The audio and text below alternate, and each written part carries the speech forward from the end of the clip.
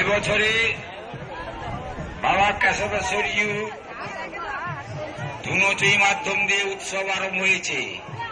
এরপরে ভক্তের মেলি হবে।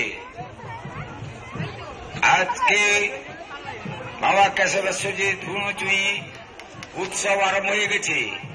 যারা এখনো বাকি আছেন চলে আসুন, যারা এখনো বাকি আছেন তাড়াতাড়ি চলে আসুন। ধুনুচুই আরম্ভ হয়ে গেছে। কেশবেশ্বরজিউ ধুনুচুই আরম্ভ হয়ে গেছে। যারা এখনো আসেননি তাড়াতাড়ি চলে আসুন।